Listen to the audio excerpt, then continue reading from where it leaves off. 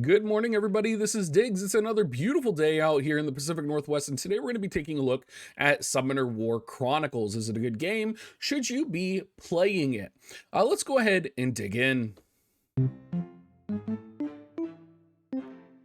So, Summoner War Chronicles is another iteration of the Summoner War franchise, and it is going to be a mobile MMO type game, very similar to Ni no Kuni, Noah's Heart. And when you're playing this game, I would say one noticeable thing that it lacks is that there aren't really the gimmicks that a lot of times show up in mobile MMOs, right? If we're talking about Ni no Kuni, of course, a gimmick would be potentially crypto even, right? Where the game had been modified with crypto in mind. You could even talk about Noah's Heart, where they had different movement trajectories, right? You could grapple to different locations. There was a sense of verticality.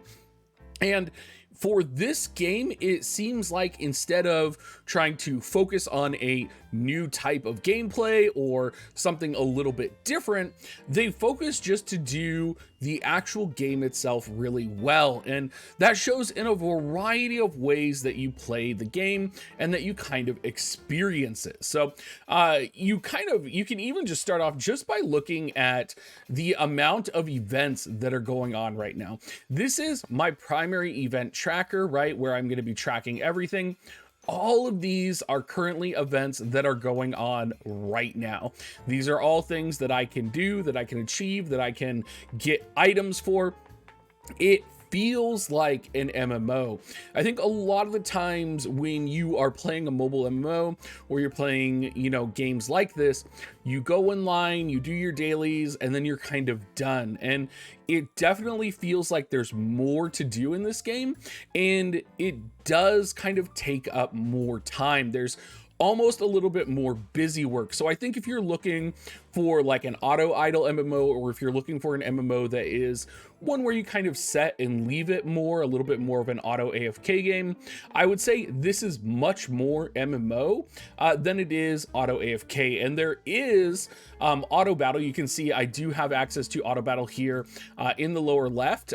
For people who have played games like this, one of the great features of this game is that they actually have different AI controls. So you can focus target, you can have your familiars that are with you dodge.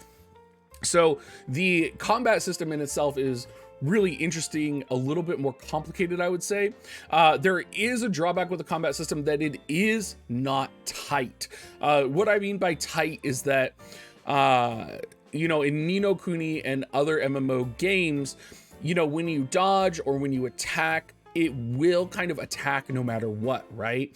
Your character will dodge. And in many situations in this game, it's stopped me from attacking because I was either too far from an opponent or not close enough, or, a whole variety of situations. So there is kind of a clunkiness to the manual combat. I wouldn't knock that as a reason not to play this game. It is something you will notice though, because this game does require small amounts of manual gameplay. You are going to have to play through the dungeons the first time all the way on manual. That's just something you're going to have to do in order to kind of get through it. Now, outside of all of that, one of the really big things about this game that really kind of grabbed my attention was the PC client. So this game is specifically on Steam and you can download it. It is very region locked though. So a lot of players, a lot of my viewers are from different areas across the world, and a lot of them couldn't actually get access to this game right now. They would probably have to VPN in order to get it, and ping is definitely something that you will want to pay attention to. I have had a couple iterations where the client has failed me as well. It hasn't been very often. Most of the time it's just small little things, but I think in the span of a 4-hour stream earlier today, the game crashed maybe 3 or 4 times on me. So that's something to keep in mind, particularly people who can get triggered, for example, by playing on emulators that crash games all the time. I know that's a pet peeve for a lot of people. So you do just want to be aware of that as you are coming into this. Now, some of the pros this game has, it definitely has a complexity to it. There is definitely layers to this game that I think a lot of people maybe underestimate. There's a lot of familiars, there's a lot of monster combinations that you can do. You have runes, you have awakening, you have enhancement, you have skills, you have different elements of the, familiars. It's a little bit of a weird system because, for example, when you do pull the 5-star familiar, you can pull any element of that 5-star familiar, and it's a very awkward situation you might find yourself in, is what I found myself in, where you're like, which element do I want? Like, I wasn't sure what the point of having different elements of 5-star familiars were in each of these situations. Is this a situation where I'm going to need to have, different elemental composition teams, and so eventually, I'm going to want to get a full composition of single elements? Am I going to have to be awakening the same unit 3 different times for different elements? There was definitely some confusion about that, and there's still some confusion about that with this game. I think that's something that's definitely not really clear. One thing that is really nice, though, and one thing a lot of my chat mentioned to me, is that you do get a free reroll, so you can guarantee a specific 5-star if you do want to pull for that. That does happen through the tutorial. But my chat was also very adamant about the use of 3 and 4-star monsters. These monsters are actually viable. They're useful. You can play the game relatively easy as a free-to-play. And I know my chat was very excited for that aspect, the aspect that they didn't feel like they had to spend money in order to actually play and enjoy the game. And I think a lot of times, even if you do spend money, there is a degree to which companies and games can, take advantage of you. And I don't think this game is really taking advantage compared to, for example, Netmarble. This game feels a lot more generous. It feels like your dollar will go further if you do decide to spend. So I do think it is a game that is potentially worth investing in. For me, I know a lot of players want something new when they're playing games, so the idea of not really having new aspects to the game or a unique aspect to the game is a bit of a drawback. But overall, it is a crisp game. You're going to be doing lots of questing.